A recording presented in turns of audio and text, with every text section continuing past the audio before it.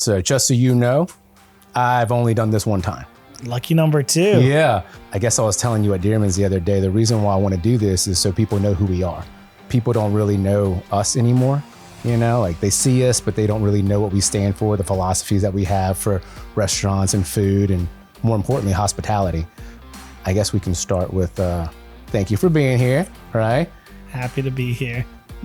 Sorry, the AC is not working right now. That's all right, man. Been in hotter kitchens. Yeah. I was telling you when you walked in, we've been in kitchens before. We spend all day in the kitchen, so it's not that bad. Man, I ain't afraid to sweat. We're getting done. It's all good. So, when did you buy Dearman's? So it's been about 2 years. I had been working towards it with the previous owner, but unfortunately he passed away, and so that timeline kind of got accelerated a little bit. But so yeah, it's been about 2 years. I've been there for 20 years this December. But yeah, 2 years ago officially I took it over completely. I've been GMing it for, well, I don't know, the last 15, 20. It was just me and the owner, and he kind of let me, quarterback the play anyways before. Yeah. So yeah, now it's official though. Dude, that's awesome. I grew up in Terrace, so we would go to Dearman's all the time. Yeah. So when it burnt down, I guess it's burnt down twice now? So yes and no. The first time was like right when I started. It was 05, so I started in 05, so I think this was like 06, 07 maybe, or maybe 07. TCBY, I think, had some like fire or whatever, but like I don't think it was very prolific, but it was just smoke damage into Dearman's, and so they had to shut down for a period of time. And I think they just took that time to do like a little remodel. I don't think it had to be shut down for as long as it was, kind of thing. But the last one was significant. It was in and it was our fire. It was in 2016, 2017. So 2017 was when the floods and everything was. So it was into 2016 all the way through 2017. So it was that 20 months. That was, it's pretty gruesome. Undetermined situation. But yeah, we got a ton of community outreach and support, which really kind of kept us there. I mean, we were going to reopen, but we were on the hunt for a new location at one point there, and but everything kind of worked out, and we stayed, and it's been great. Dude, I'm so glad y'all reopened. Yeah. Oh yeah. That was not gonna not happen. It was like we were on the hunt. We were gonna build a building if we had to. We were gonna stay open. Yeah. Mm-hmm. How long has Dearman's been there? Dearman's has been there since 1958. Oh my God. I actually think, and it started as a pharmacy, but like with a little bit more research that we did, I think it actually opened maybe the year before as a different pharmacy. And then I believe it was like a Dearman's Rexall pharmacy with just the lunch counter. I think that happened in 1958. As far as our research has concluded. And so it's been the Dearman's ever since. And over the years, it's slowly converted into a full diner experience. That probably kind of happened around late 90s is when the full shift happened. I think kind of the old school place. And the Dearman's had passed away. And the original owners. And he was a pharmacist. After he passed away, I don't think that maybe they could keep up with, like, I think at that time, Rite Aid and Walgreens, some big corporate entities had moved in. And I think it was just whoever was in charge at that time was like, hey, let's just go full diner. We got something here with that too, So I think that's kind of what led it to just be full diner. And I came along not too long after, quite frankly. Yeah. I mean, 05, so I wasn't too far behind that. Yeah. So I was there last week, and that's when we kind of ran into each other. Yeah. And I'll tell you, I was very impressed with your staff more than anything else. The food, obviously, it's a Dearman's burger, right? Delicious as always. But the staff, you don't see that type of the camaraderie and the care very often anymore. Yeah. So, I mean, yes, they're all excellent. And it's something that has been a blessing of mine, and maybe it speaks to the leadership aspect of it all, not to toot my horn, because I do think that it comes a lot from them and their willingness to buy into everything as well, but yeah, all of my staffs have been, a lot of people have, I guess, a problem with turnover. And that's where I think you start to see some of this elite staffing come in, is because we keep our people for, 4 or 5 years pretty much each time, because they typically come at the beginning of college or at some point in college and stay. Even once they get into their career jobs, we have some that, still are trying to work it all out and figure it out. So we keep them as well for a while. Yeah, I would say if they didn't come in with like a predetermined, hey, I'm going to be here for a year, or I'm going to be here for a summer or whatever. I mean, we keep them for quite a long time. It's a great job to have, so that part's all good. But yeah, so they're impressive because practice makes perfect, and they get a lot of reps. We are busy during lunch, and they're there for a long time. But I think it all goes to we push, of being of value and being of service. I think people forget that with restaurants, or at least I assume when somebody comes into us that their first thing isn't thinking, I need to be of great service to these customers. They're probably thinking, I'm here to sell hamburgers. It's a hamburger place or whatever. I'm here to sling drinks. It's a bar. It's like, no, you're in the customer service business. So the first thing you need to be worrying about is serving the customer. We're doing that at Dearman's through burgers, shakes, smiles, and fries, or whatever. But that's the ultimate essence of it is, as you touched on earlier, being a hospitality is like item number one. You can't be in the service industry without offering full hospitality. I actually am working on a book about this. You get my first public dude, tell me about it. Yeah. So but that's kind of like in the original, I'm working on the title still, but like in the original kind of premise of the whole thing is most businesses don't understand that you are also in the hospitality business. So it's not really just for, restaurants and service, but it's going to be basically lessons from the diner that apply to all businesses, hospitality being the number one headline there is, you have to be of service. And so going back to even like my staff. So for me as a leader, I have to be of service to them. So whatever they need and they want and whatever, those are the things that I need to strive to meet. You know what I'm saying? So it proliferates all the way to the top of, if I want to say that we're in the customer service business, then I need to be in the staff service business. I need to be in the cook service business, whatever. I need to be in the front of the house service business because me supplying their needs, their wants or whatever, even on a personal level, all reflects how they treat the end customer, which is ultimately what I want too. A rising tide lifts all ships. Yeah. It's one of my favorite sayings because it's absolutely true. So by bringing up all of us, it's going to reflect in what the customers end up getting or like, the experience you end up having. And, and people remember experiences. They do. That's, they don't remember the food as much as they think they do. They remember how they feel when they leave. Absolutely. We were talking about that, the hospitality part. And I love that you touched on that because to be honest, a restaurant should have good food, right? That's kind of the bare minimum a restaurant should have. But what we want to be known for is how we make you feel when you leave. And that's the hospitality part. Yep. And everyone assumes that hospitality is just for the guest. But hospitality starts with how you treat your team. Because if you don't treat your team with hospitality, they're not going to know what that looks like. They're not going to know how to give it to somebody else. Yep. And that's the part where I think more people need to realize that. There's a book called Unreasonable Hospitality. And love that book. Dude, right? Yeah, absolutely. So that book kind of taught me a lot when it comes to like hospitality isn't just restaurant. It's everywhere. People, right? It's how you treat people no matter where you go. Every industry you go in has people. So if you don't know how to treat people well, they're not going to come back. Yeah, absolutely. And it goes to exactly, it starts with your staff. So everything that you do is a reflection down, of how your staff is treating your customers as well. But yeah, love that reasonable hospitality, that and Donald Miller, his whole story brand conglomerate now. He has a series of business books now, but those kind of things. But basically everybody has a story, and the marketing aspect of it is treating your customer as the hero. You're not the hero of their story. You know what I'm saying? They are the hero of their story. So when you're trying to be, even like as a restaurant, even when you're promoting any business, when you're promoting, people try to be like, hey, me, buy from me. But it's like, no. Solve what the customer wants because they're the hero of their story. They're the main protagonist. They're the main character. They want what you have insofar as what it does for them, And so, but all that goes to say is like those two things are kind of what my big inspos for like the book that I'm working on is, story brand and Unreasonable Hospitality. So it's cool that you brought that book up because it's a big inspo for me. Dude, I love that. And of course, how we treat people, obviously being in the restaurant business. Actually, I read that book and immediately I called Justin, my GM, and I was like, hey man, got this book, buying you a copy.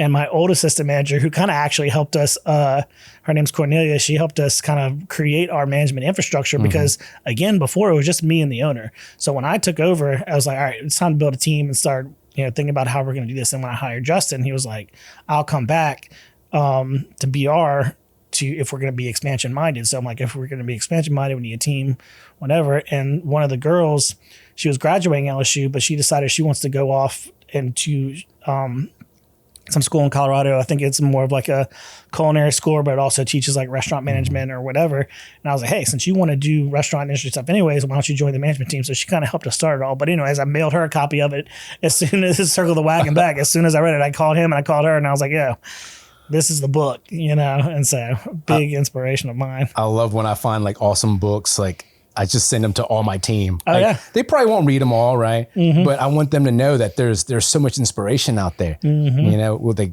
We are in this business because we care about people. We love people. If you're in this business and you don't love people, you're kind of in the wrong business, right? Yes. So we talked about finding the right people first. When you find the right person who cares, everything else is easy. I can teach you how to cook a burger. I can teach you how to wait tables. I can teach you the POS system, right? Mm-hmm. But if you don't care for people, I can't really go anywhere further than that, really. Yeah. Yeah. Because again, it goes back to the customer service aspect of it. Like, and that's again, when I interview somebody, it's like the first thing I tell them, or first day of training, did one today. I was like, we are in the customer service business. That is what we do. We serve customers. So now's your chance to buy out right now. Exactly what you're saying. It's like, hey, if you don't want to do this, then find something else. Cause like the medium is burgers, but the deal is customer service. It always is. Yeah. Yeah. Dude, I love that. That's why I love talking to you so much, because the amount of passion you have for the people. Mm-hmm. And when people, once again, it's staff and guests. So so going back to people, it's relationships. You know what I'm saying? Like the things that you develop over time with people, whatever. And that I would say, even talking Dearman's is talking experience, talking people, talking relationships is what has created the community there, is what creates this stuff. So we have great staff and all these things, but the people have come to know and expect, or whatever, this friendly atmosphere, this community, or whatever, because we buy into the relationships with people. So to speak, again, elite on my staff, this is not like a Casey teaching, matter of fact, Casey's probably a little bit more like, hey, wrap up the convo, let's get the next burger out. But, they all they take time to get to know the customers, and luckily we have so many repeat customers that it's like you get a chance to know them, because we got people coming in there 3 or 4 or 5 times a week. You know what I'm saying? But at least we have weekly and monthlies, and they remember, they know, and that's my staff. They're the ones developing these relationships. These are the people that I lean on. Obviously I have some of my own, but they're just on the day to day. They're on the front lines. They're talking to people. They're getting to know them. They got each other. They're recommending books to each other. You know what I'm saying? So dude, that's so awesome. So that is a huge aspect of what makes Dearman's. And it's going back to that whole experience thing of, you can have a good burger, great burger, best burgers this year. But shakes, all that stuff, things that are delicious and fun and great. But really taking time to have those relationships with your customers and your clients is what wins over anything. This is a good example that I use, and that I use for people in general, like that, especially when they feel like they can't ask for help or whatever, I'm like, wouldn't you want to help your friend? You know what I'm saying? So why are you denying them the ability to give you help? You know what I'm saying? But bringing that to the service thing, it's like, these are now your friends. These are your people that you've created. Of course they want you to be great. Of course, tip you great. They want to help you, that's great for the servers. Of course, that's why we're all here to make money, but in general, they want in turn for you to have a good experience, as their server and as somebody that they care about, you know what I'm saying? So it's not just us caring about them. It becomes a relational, not just a transactional ordeal. It's like, hey, I do care about you as a server that I see on a weekly basis. You're somebody in my sphere, in my circle, whatever. And I think that's a great thing about Dearman's, that we're established a community that helps each other. And again, talking about the fire, it goes to show that they helped us. I mean, we had the community outcry not be there, we might not be in that same location, and so they help us just as much as, we serve them. Dude, that's awesome. Mm-hmm.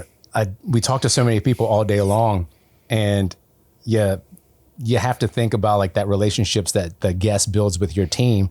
There's no better compliment when a guest just gushes over somebody Like there's nothing that makes me more proud and more happy. I get goosebumps right now because I think about it. Because I think about how often that happens there, and like that's when like we're doing something right. Yeah, I think about it. I don't know why I say this now, but I was like, I get high on making people happy. Because when you can't replicate that feeling. I don't think. Like you can try whatever drug you want, but when you see the smile on someone's face, like a genuine, like a happy, or better yet, when someone on your team goes above and beyond and it makes the guests happy.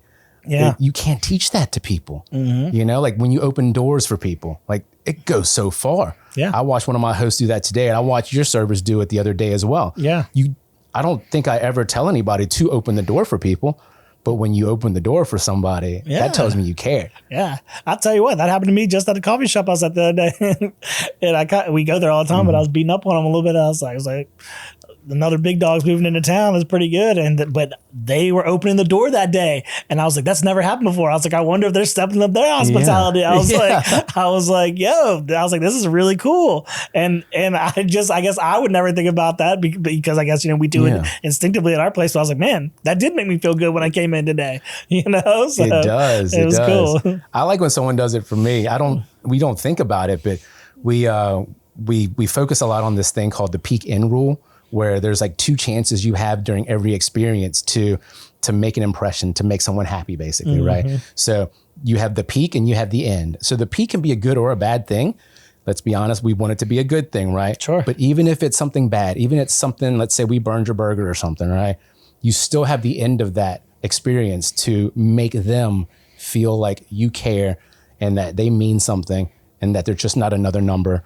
Yeah. And it's hard to teach that, but because most people, whenever something bad happens, they kind of just shut down, right? But then you always got to remember, before they leave, you have another chance to make a very strong impression. Yeah. We're humans. We're not going to get it right all the time. You're right. Especially when we're busy, we're cranking out numbers. That's all these chances to do right, but it's all these chances to make a mistake.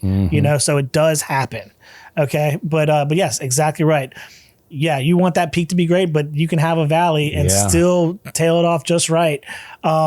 Because it goes to showing that you care. It doesn't just have to be, comp their meal or whatever. It's like, we oftentimes, try to figure out what else we can do for them, and we'll mail people gift cards, we'll thank you cards, anything like that, just to try and make sure that they know that we actually care about their business, and the experience that they had. I hate to hear, like, if I see a review that was like bad burger or whatever, I'm like, dang it, okay, a miss. But when I see like a bad experience review, I'm like, man, that makes me real upset. Like emotionally upset. I'm like, man, because there's just also so many things that we can just do about it, like that. It's just like, God, why did they have to feel that way? Why? And like you could read it, like maybe if they're detailed in their thing, it's like, golly, I just know we could have done this instead of that, and whatever. It's like, and so it's frustrating, but it but obviously it's opportunities to get better as well, so but yeah, you really hate to miss whenever it's an experience mistake. We look at it as feedback is a gift, because you don't have to give feedback. You can just not come back. Sure. No, I tell people, if anybody calls, they're like, oh, I hate to call. I'm like, I need and want you to call. Like, absolutely. She goes, oh, well, just hate to do it. I'm like, no, please. This have to have this. Like, I think more people need to know that. Like, does it sting a little bit? Yes, it does sting, because you try to be perfect, but mistakes are going to happen. But if no one tells you where you fell short, you can't make it better. Every negative review we get, I personally respond to that one, because I do care. Yeah. Like, I'm not like ChatGPTing an answer. I'm sitting there because it dwells on me. I lose sleep. Yeah. I'm sure you do too. Yeah. Because you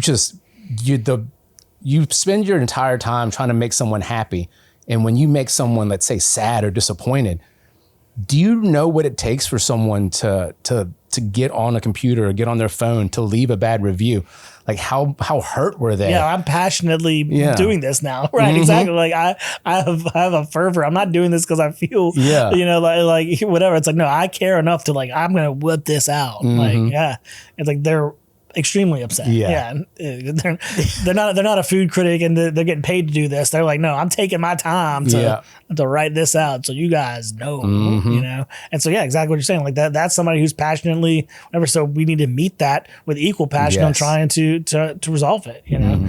And even if they don't come back, I want them to know that I cared enough about them to at least respond and give them, you know, they gave me the courtesy and honor of their time and money, potentially, if my people didn't comp them, if they didn't speak up at the time, you know, and so they gave me all that. So the least they can get is, you know, me honoring their time and responding to them with mine, you know. It goes so far because a lot of the times my managers are touching tables and they think they're doing a great job, right? But then when you get a negative review and you're like, the manager came, but it didn't seem like they cared, you know, like, you know that the manager tried their best, but maybe they misread a cue or something, you know, maybe they took, oh, it's fine, too literally, right? I hate that. I hate those words. It's fine. Or the guest said it was fine. I was like, it is not fine. Nah. It is definitely 100% not fine. If someone tells you it's fine, I can promise you it's not. You need to do a little bit more digging. You need to figure out what can we do? How can we make them happy, right? And it's not comping food. It's not a free dessert. Yes, those help, but most people don't want that. No, correct. They want to know that you actually care and that you care about them as a person. You care about their experience today. I tell them all the time, I was like, people want to be seen and they want to be heard. Yep. They don't necessarily want a free burger. You know what I'm saying? They want you to know what happened and hopefully so that you can fix it. They care about us, you know? And generally, especially a place like ours where we have so many repeat business that they want us to know because they love us. You know, you don't say nothing to people you don't love. You know what I'm saying? Oh, wow. You know, like, I mean, that. I mean, just think about it, like,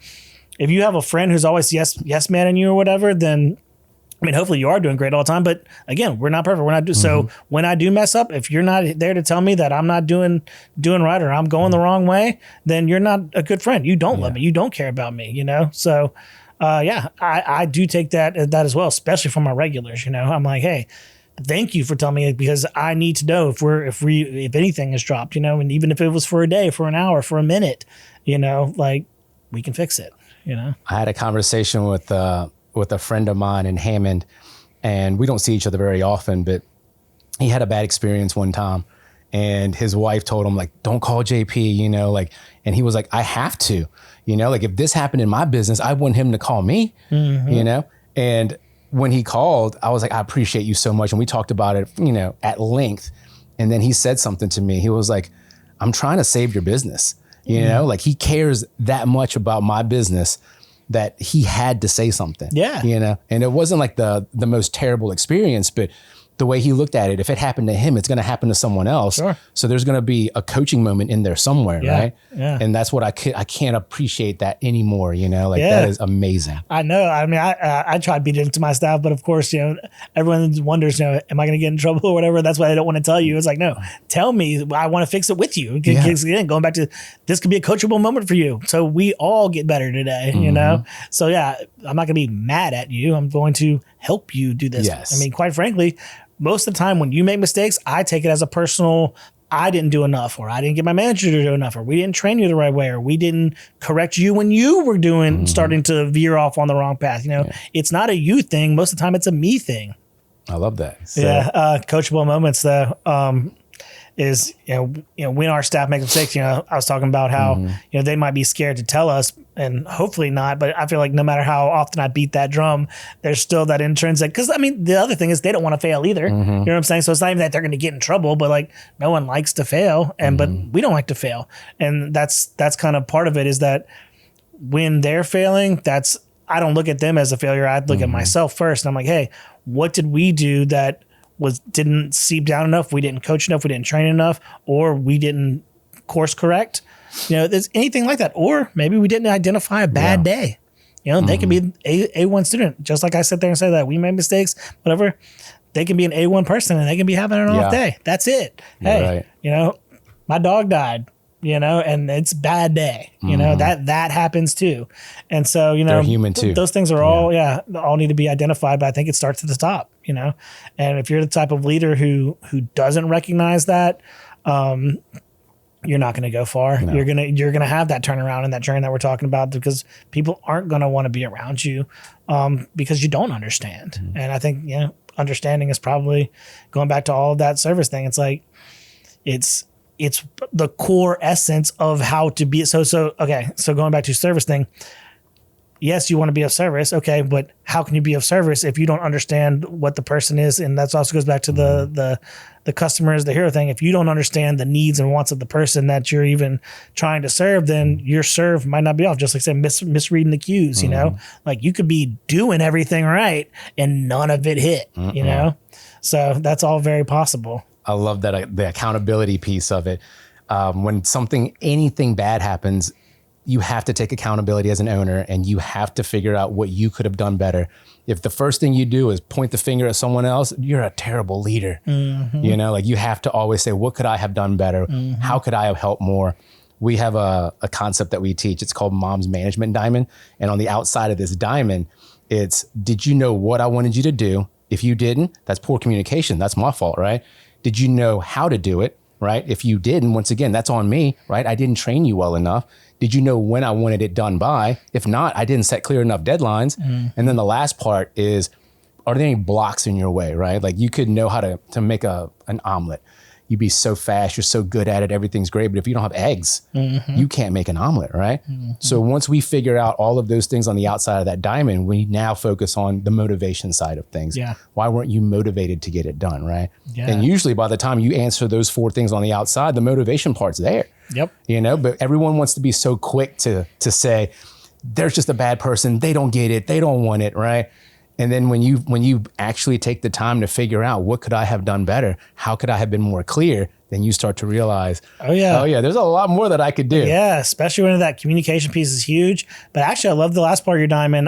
You know, the roadblocks thing, because just like you said, you could be the best omelet maker. But if I haven't set you up and then put you in the right position to make that omelet, then I'm failing you again. You know what I'm saying? Like if I don't have the equipment you need, exactly, you know, or you know the burner doesn't work right or whatever, it's like I've set you up for failure. I did. I need to fix that for you. Yeah, I like that, Diamond. That's a good one because I'm huge on communication. I can't harp on it enough for my business, but for any business person. You know, clarity is power, and you know I'm a big on marketing guy too, and so that's the clarity piece. You know, it ties with the communication so well, and because I actually tell people most of the time you don't have a marketing problem, you have a messaging problem, and that is also kind of a book thing too. Is a lot of people try to think about outward marketing, but you know, coming from the leadership aspect, you're marketing your ideals and your thing to your team.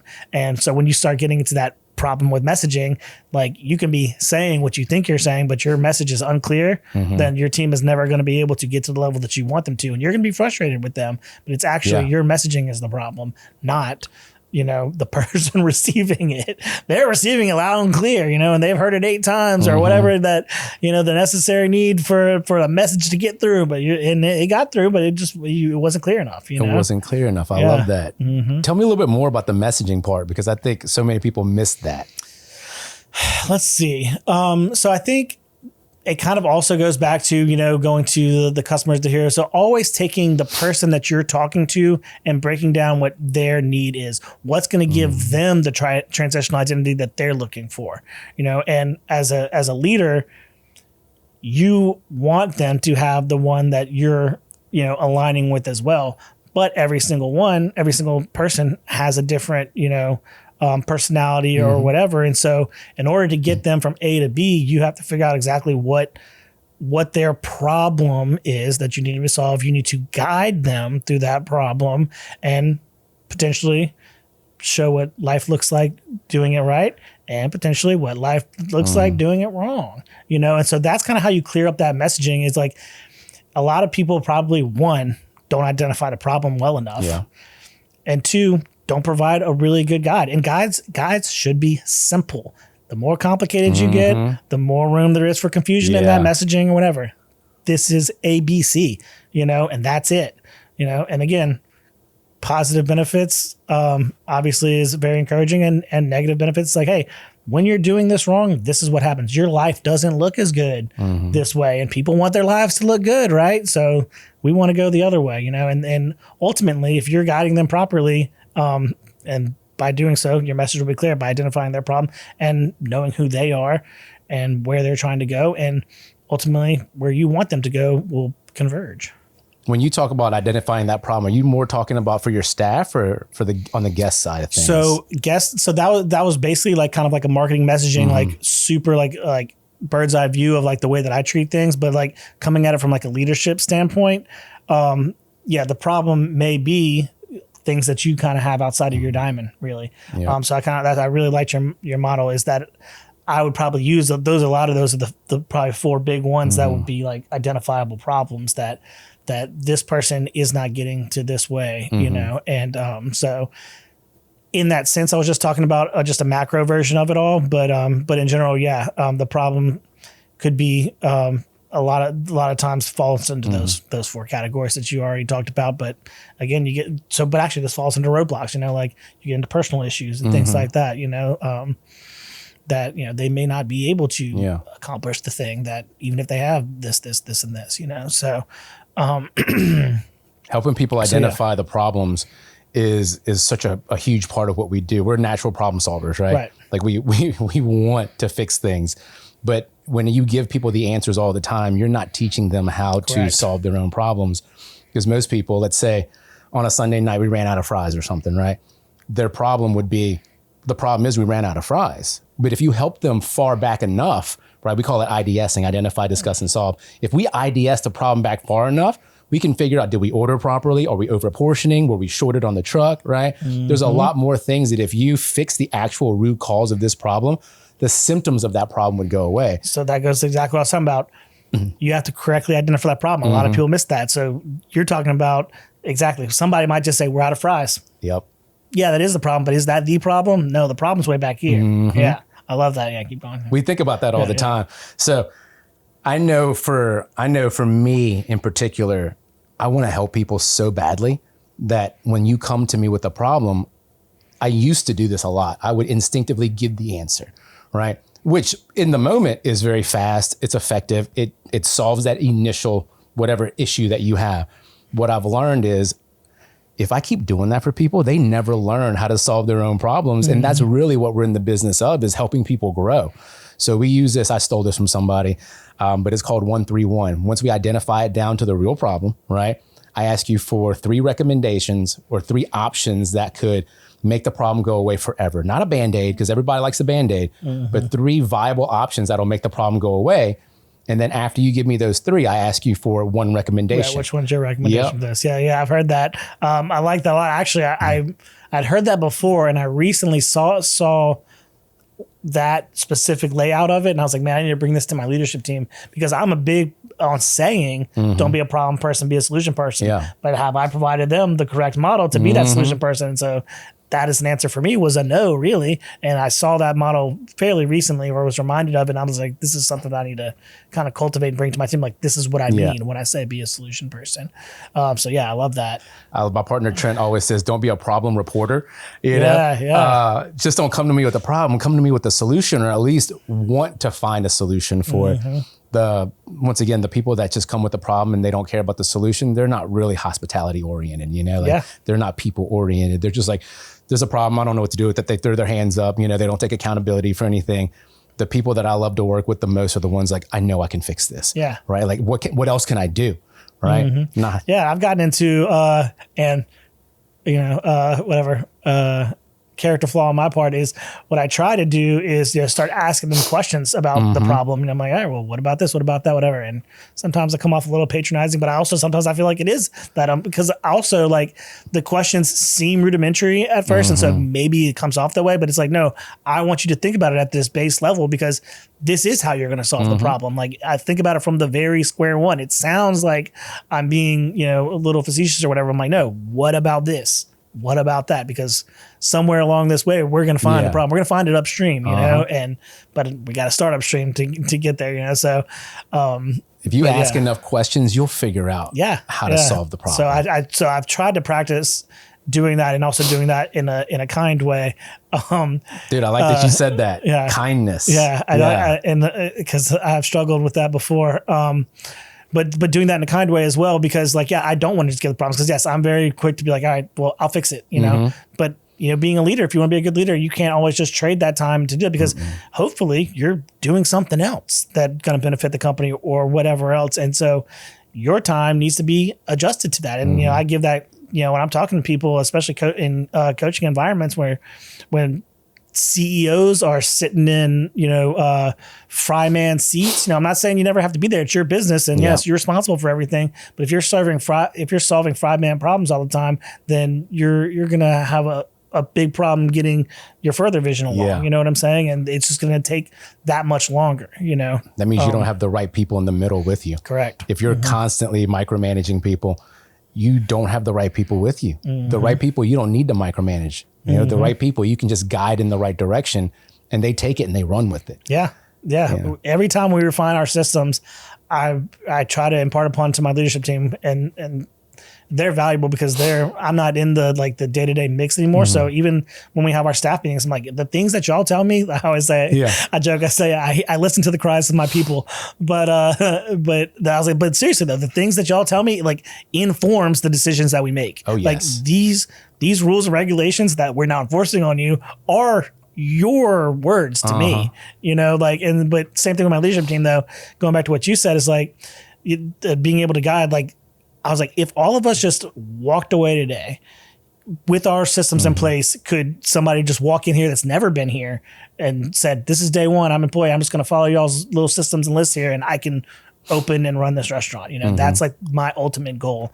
And so, we always looking to find that clarity and distinction of how to literally do this whole thing with no assistance. Now, if no one needed any assistance, we wouldn't have managers. I probably wouldn't have a job. So thankful for people needing assistance as well. Gratitude for your problems. But also, that we aim to do that. It's we want to be clear. We want to find a way to guide them in the right way. I think that's what systems are ultimately there for. Yes, there's checklists. It's 1 through 10. If you did 1 through 10, you're successful.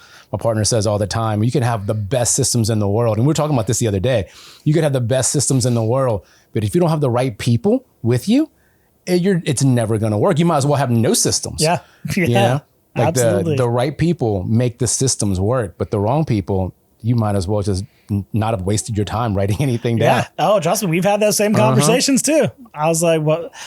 Why did we even do this? If we're not doing it, then why are we using it?" I was like, and I go back to honoring people's time. And I was like, y'all need to understand that this is again it's an amalgamation of y'all's thoughts and energy. I was like, y'all put time into this, y'all put energy into this, y'all suffered for this in ways. My staff, but even with my leadership team, I'm like. These systems that we're not taking time to enforce or whatever, I was like, this is the result of hours of your hard work. I was like, do you want to waste your hours of hard work? Is your time not valuable? I believe it's valuable. Yes. That's why we're at the table together. So do you want that to be valued and respected? I respect it. I hope you respect your own time and value that of this thing that we've come up with to work the system. I love that you said respect. We talk about respect a lot when it comes to meetings, because when you're late for a meeting, it tells the other people around you that you don't care for them. We have a kind of a metric that we use to kind of determine who's a good fit and who's not, right? It's how do your actions and behavior show the person right next to you that you care about them? If you show up late to work, if you're showing up out of uniform, if you're not cleaning your station, right? If you're not doing your side work, whatever it is, right? Everyone assumes that all these actions are so little that they don't matter, right? But it doesn't show the other person that they mean anything. Yeah, you teach people how to treat you, and you're showing me that you treat me like you don't value what my word is, and the things that I ask of you. You tell me you don't value that. That's crazy that so many people they want to discount the little things. And I have so many sayings, but one of my sayings is how you do one thing is how you do everything. Sure, love that one. Right? My sister used to have that in her bathroom, and I would always ingrain in me. When you don't understand what that means, it doesn't carry a lot of weight. But when you do, you stop cutting corners. You stop taking the easy way out, right? You spend more time to help people, because everyone wants to take the easy way out. Sure. Everybody wants to do the easy thing. Trent has this saying, choose your hard. Yeah, love that. Right? Love that. It's hard to budget, but it's hard to not have money. It's hard to work out, but it's also hard to be sick. Yep. You get to choose your hard. But yes, I love that one. And that one kind of leads to one of my tenets is that I got from my friend's dad is instant obedience. And so it's like, if you know you're supposed to do something, do it. Get up and go. Like, don't, that negotiation, all that stuff that you have with yourself, like, oh, I could do it this way or whatever. It's like, no. You know that that's not what you're supposed to be doing. No, you know, when you said the cutting corner things, that's what reminded me of. It's like, oh yeah, there's a ton of ways to skin this cat, and I can figure it out to where it's all a little better for me or whatever, or not quite getting it. It's like, no, you know what you're supposed to do. Yeah. Be instantly obedient to that. Instantly obedient. I love that, man. I love that one too. Because we always talk about like doing what you say you're going to do to your standard. You know, or actually we say to our standard, really, right? Because we're trying to raise everybody up a little bit because our standards are higher than mine, right? Like as a company and as a business, your standards should be a lot higher than what you hold for yourself personally, right? Like I will procrastinate on, you know, cutting the grass or something, you know, but when it comes to other people, when it comes to, I think honestly, it comes down to, I don't want to disappoint people. You know, I'll disappoint myself, right? And that's what happens when you procrastinate. That's what happens when you cut corners. I don't know why I'm more okay with letting myself down, but when it comes to another person, that just kills me. We treat ourselves like that all the time in so many different ways, though. You know, it's horrible. It goes back to like the negative self-talk even as well. It's like you would never say that to yourself. So don't say it to yourself. But I like that. But now you kind of remind me, it's like, yeah, well, you wouldn't run your business this way. Why are you running? Like you demand this of everybody else. Why aren't you demanding it of yourself? That you can get in your mirror with that one. Be like, hey man, this is not the standard that you set. But I love what you said, doing what you say you're going to do. And that sounds so simple and so easy, but people don't do it. And I tell, when I go first day of training with everybody, I was like, we operate here under fierce integrity. What I mean by that is I'm going to do what I say I'm going to do. And I expect my leadership to do it too. I was like, so if you ever catch me not doing it. Oh, we talked about that. I want you to call me out. Tell me. Like if I ever don't do something that I tell you that I'm going to do, please call me out. Yeah, you can say it. You could be the dishwasher. I don't care. Call me out. Yeah, because I'm not going to win every time. I'm not going to do it right every time, but I strive to, and I want you to tell me when I don't. I know. But dude, this is a great conversation, dude. I'm enjoying this a lot. Me too. It's I love doing things like this. When you get to be around more like-minded people. I was talking to my food rep today, and this is how we talk. You know what I mean? How he talks about his customers is how we talk about our guests and our team. You know, you have to love what you do, you know, and like there's a reason why I'm still with them, you know, like I work with people, you know, true. Like price is important, but the relationship is far more important than anything else. Sure. You know, if something ever happens, I know if I called somebody, they would help me fix it. Oh yeah, my food rep, the main one that I stayed with, I even tell, because the food rep that I have, she actually got promoted. She's above them, but I was like, you guys are riding her coattails because I was like, because of my relationship with her, like I am like sticking with you guys. However, don't get me wrong, I will, you know, price check y'all but I even tell other food suppliers, I was like, I will give y'all an order and I will, you know, I was like, but quite frankly, I was like, I'm going to always give my number one to them. I was like, and if there's ever a maybe or whatever, I was like, it's going to them, you know, like they have earned that loyalty from me, you know, but she has stepped out of bounds and helped us, you know, like I said, obviously we had the fire and different things like that. They've gone out of their way to show us that they care. And so, you know, that's not forgotten by me. I love that you brought up loyalty, because I was just having this conversation today about when we first started in Hammond almost 15 years ago. It was Trent in the front and I was in the back. That was it. We didn't have any more employees than that. It was 1-on-1, right? And this was at the very beginning. And I remember one of the very first days that we got busy, and there's this woman, her name is Emily Phillips, and we still talk today.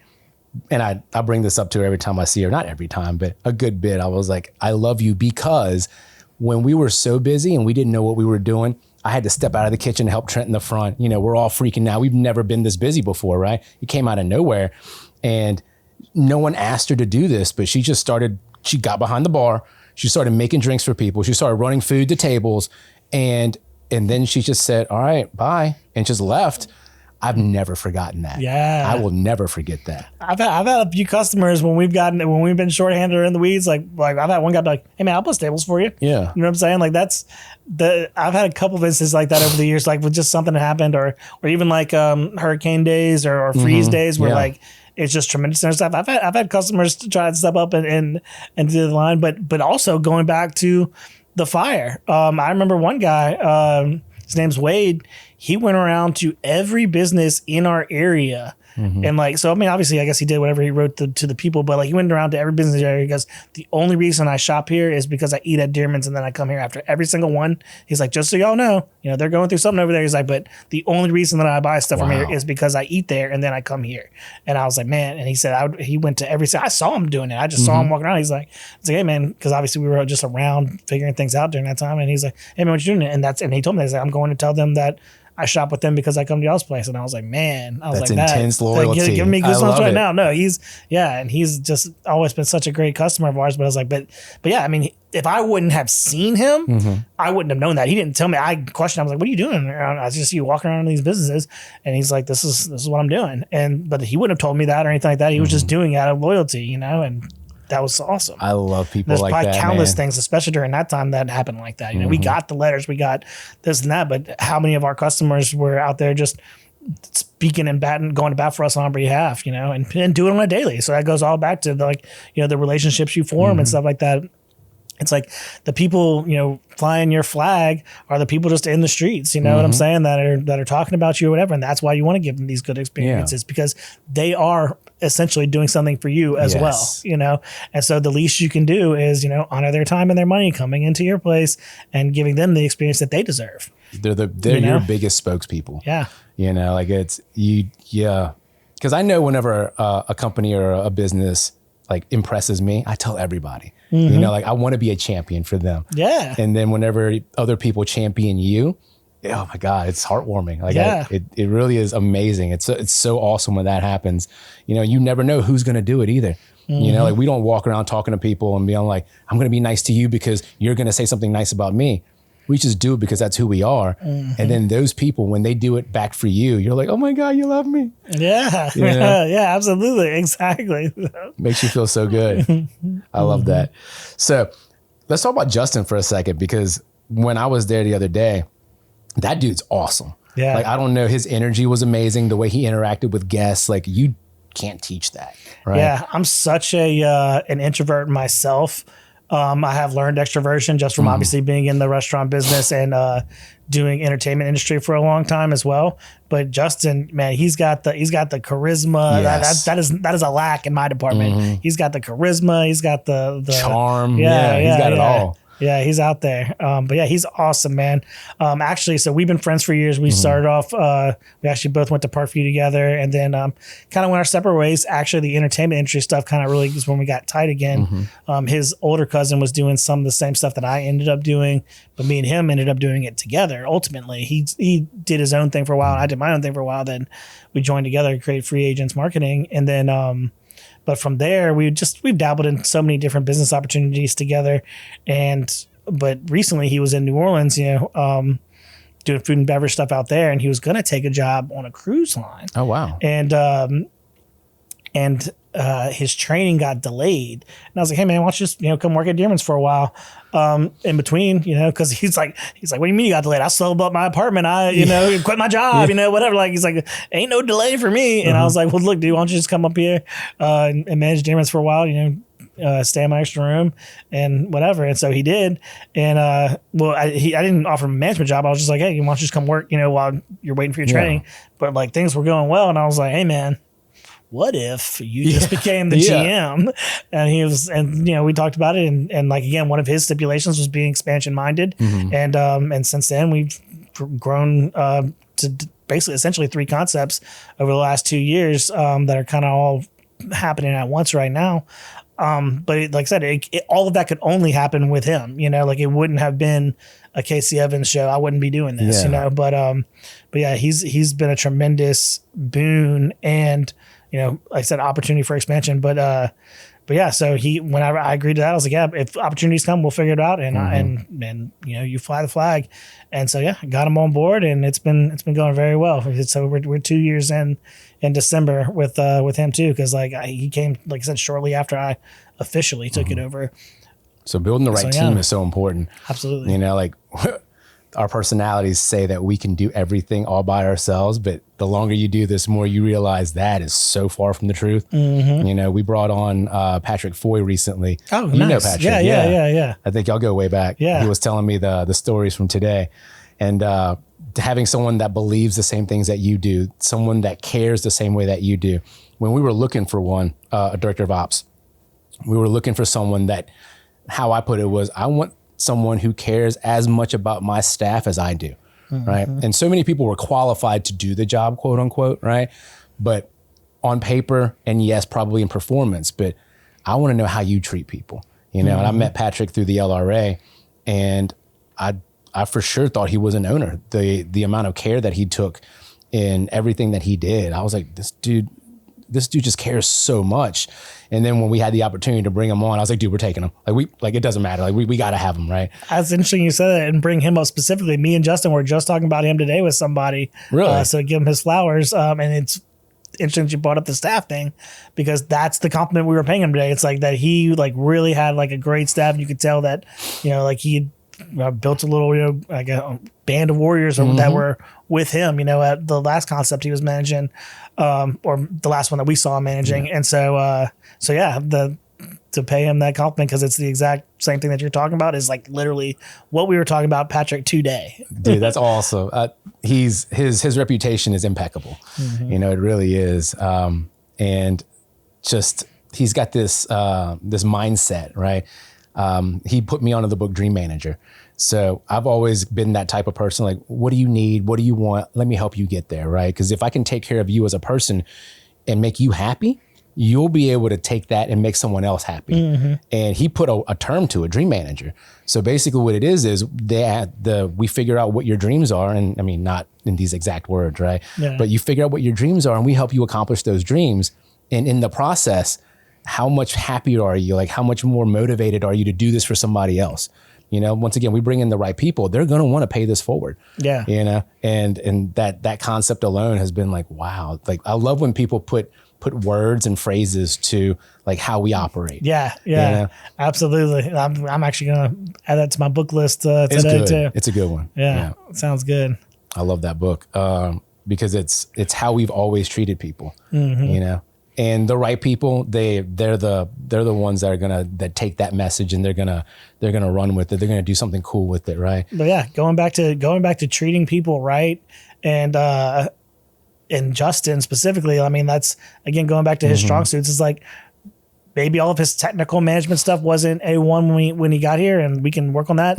But his fervor for people or whatever, I was like, I have never received as many compliments on, and I get compliments on my staff all the time, but like people come to me like, hey, that guy you got back there, like he's awesome and he treated me well, but whatever. I've got thank you cards in the mail about him. I've never gotten that about a staff member, and I've got some A1 staff members, you know, but I was like, that speaks volumes, you know? Really does. So it's just going back to what we were talking about with Pat. Justin does the same thing. So he's got a fervor for people, and that's the stuff that we care about. It's like you're embodying my tenets of what I want people to be treated well. And so again, we can clean up the technical stuff. We can figure that stuff out. And because again, I'm not perfect with it. Like I have a way. It doesn't mean it's the way.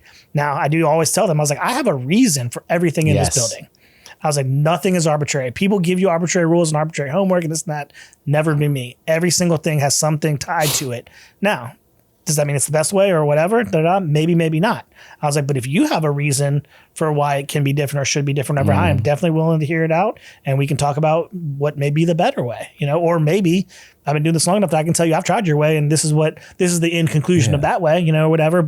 Or hey, babe, that's new and that's a good idea. Let's try that. You know what I'm saying? So I feel like you just stole those words like right out of my brain, because we say that all the time. Like, I have a reason for everything that we do. Might not be the best reason. We're more than willing to pivot and to change, but it has to work, right? Yeah. But I can always explain to you why we do it this way. I can bring up the stories of the mistakes that we've made that led to why we do it a certain way. But just because we did it this way 5-10 years ago doesn't mean that it's this the right thing to do today. You'll also never hear me say that, because that's how we've always done it. Oh God, no. You will never hear me say that. Things change so quickly. I mean, it may be the way we've always done it, but because of this, you know what I'm saying? Like, when situations change, you have to change with them. Sure. And the people who are just so hard headed and they're like, well, we've always done it this way. Like, we're not changing now. Like, it's worked before. I was like, but it's not working now. Yeah. You know, if something's not working, our job is to figure out why it's not working and figure it out and make it work. You know, like COVID changed a lot. You know? Man, for sure. Yeah. And like, if you didn't change, you weren't going to make it. You got left in dust. Yeah. Man, I'll tell you what, even when I was looking back at them PPP loans, we never got into it because I just wasn't educated enough and didn't think to do enough. And luckily, again, going back to our customers, they kept us afloat during that time. But I was looking at our numbers. I was like, not a drastic drop off. I was like, we did things like all to go and everything. I was like, so again, shout out to our customers. You know, I was like, I mean, yeah, it was bad and whatever, but like, we were able to keep our staff working the whole time. Yeah. You know, cooks, I mean, yes, we had less people on each shift, whatever, but everyone who wanted to work could work. Yeah. You know, and so, we had made our own little to-go driveway at one point. That kind of failed a little bit. We had tents flying down Jefferson at one point. Oopsies. We learned things, but we got better. Right? We the pull up and honk system. We tried it all, but yeah, again, you have to be willing to pivot and change and figure out, or shut your doors if you want. Yeah. But I was like, nah, we're here to serve our customers. That's another thing, so that's obviously was a disaster. We try to be as quick to disaster reopen as possible. Yeah. I was like, not because we're trying to scrape a dollar or whatever, which is all great, but I was like, these people in this community don't have power, don't have warm food, or have been sitting in their house for 5 days, 6 days, just need a place to get out and have something nice and comforting to them. That's why we do it. A sense of normalcy. You know what I'm saying? Yeah, we want to get our people in there, and luckily I live right up the street and a couple other people live very close, so it's very easy for us to do it. Some people are like, oh, why are y'all even open? I was like, because we actually just have the ability to be, you know what I'm saying? And we're on like the same energy as like a hospital, so like we're up and going like immediately anytime there's any kind of outage. And so like I was like, because we have the opportunity to be able to do it, that's why we do it. It's not to scrape every dollar, or why are y'all doing this? So I was like, I say, it's literally to serve, know? And but going back to the COVID thing, it's like, we could have closed doors. I mean, we aren't fighting for money, and we could have applied for anything, disaster relief and all that kind of stuff. It's like, no, we want to stay and serve our customers, serve our community. These people need us, and we need them. I've heard the criticism, especially on social media, like they're just open because they're greedy. And those are the people that don't understand, like that sense of normalcy. We're located very close to LSU. The Baton Rouge location is, and Hammond. We're very close to Southeastern, but we're also, I think, on the same power grid as the police station. So we get our power back before most. And like, talking about ACs, right? Having like a place to go where it's not so hot, like during hurricane season or something, like just letting people come in. I tell them, just soak up the AC as long as you want. Whenever you're ready to go back, you can go, but take your time. Yeah, I mean, that's the other thing too. It's like, we've taken criticisms for that as well. It's like, oh, you thought they're just being open, and I'm like, but that doesn't make you feel bad. I'm like, man, maybe I am doing the wrong thing. But for every person that comes, it's like, oh my God, thank you for being open. You're like, okay, now we're good. We're doing the right thing. You know what I'm saying? Like, we always think about doing it for our staff first, because yes, we could close, we could weather this storm. Financially we could do it, but think of all the cooks that you have that feed their families. Think of all the servers you have that feed their families, right? Or depend on this to live. If you just take that away from them, how much harder is their life going to get? Yeah. Not everybody wants to work, and which is fine. We're not going to force you to work. That's the same thing. I'll tell people that too. I'll be like, hey, we are open. Yep. If you can come here, I was like, but the if you can do it safely, but the train's still on the track, so we're gonna be we are gonna be open. If you can't come, that's fine. No one's getting written up for not showing up today. Right. You know what I'm saying? That's the other thing that I don't think people understand. Yeah. It's like the people who are here because they either want to be or maybe they need to be, again, feed their family or whatever. But they're choosing to be here. It, it's not. No one's forcing them to do this. They're not getting fired for not showing up on hurricane day. So because if no one shows up, I'm going in, Trent's going in. Like, we're going to do this ourselves. Yeah. We've done this for every disaster. Floods, for hurricanes. You have an obligation, like a responsibility. And if I can, I will, and that hot meal, when you haven't had one in days and you're just eating peanut butter and jelly sandwiches, dude, when you get a hot meal, there's nothing better, and that's the look on people's faces when they're like, oh my God, thank you. Yeah. You're like, okay, that makes it completely worthwhile. Yeah. I love that. Me too. I have everyone always says like I should write a book. you know, because I have all of these sayings that I live by. I just call them rules that I live by. It's in like my Notion. And it's as soon as I don't put things in right away when I hear it. I put them in when they start to make sense to me, because if not, there's just a bunch of words. They're just notes, right? But I want to have rules that I live by, you know, like all of those things I was talking about today. It's easy to recall because I say those to myself all the time. Yeah. You know, and Kyle's full of them too. You know, me and him have I think probably a couple books in the chamber that we've worked on, tried on, or whatever, and that'll probably still come out. But he's got a handful of them like that. I think he's working on something. He's full of the one-liners. He's king of them. I love watching him. But he's out there. He's out there coaching all the time. You know, like and speaking in rooms. So I needed him the other day more than I thought I did. Right? It was I can't remember exactly what it was, but some problem I was dealing with, and you know, just kind of beating my head against the wall, trying to figure out how do I fix this. And Kyle did a Instagram live. And I caught it, and it was about grit and resilience. You know, like not everyone's meant for this, you know, like you're called to this, like it's a responsibility, a duty, you know? And I was like, it is, you know, like I didn't tell him this, you know, I just hearted the thing, right? But I needed it that day. And I was telling somebody else about it. I think I might have been telling Pat or Trent about it.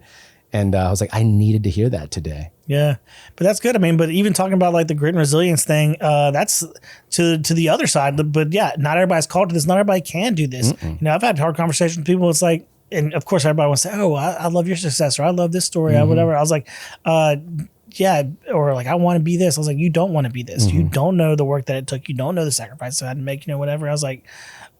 Because I've seen you work, you know, and that's fine. I was like, but this is not that. Yeah. And so, you know, be prepared, you know, especially for entrepreneurs. It's like you can get all the warnings in the world, but you're never ready for all of the hardships you're gonna face. But overcome if you are so willing to put in the grit, the resilience, the hard work, the time on task over time.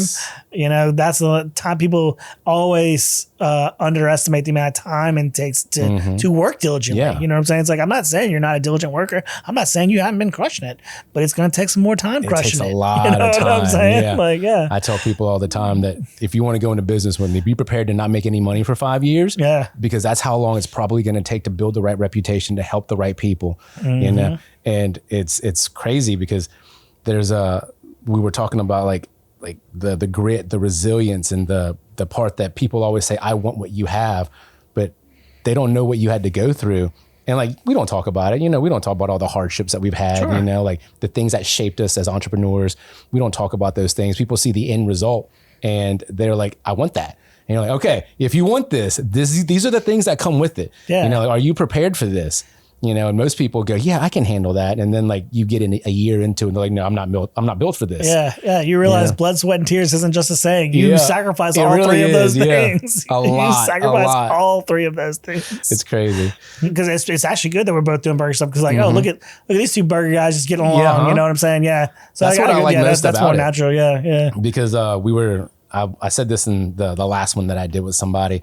Everyone assumes that just because you're a restaurant or you serve a burger, that you're competition and that we hate each other. Right. But I made a comment because I heard it somewhere, and it was, you know, the people at the bottom, they compete. The people at the top, they collaborate. We're trying to help as many people as possible. Just because you're successful doesn't take away from my success. Correct. I've said that, especially being in the entertainment industry, but I've said that all along. It's like my own success depends on me and the things that I can do. It doesn't involve you going down or up, quite frankly. And I wouldn't want you to go down because I want everyone to succeed, everyone around me, or even people that don't like whatever. I want every individual to, you know, follow their path and have the success that they dream about, you know, like that has nothing to do with me and my dreams or whatever. I want to be successful. Yes.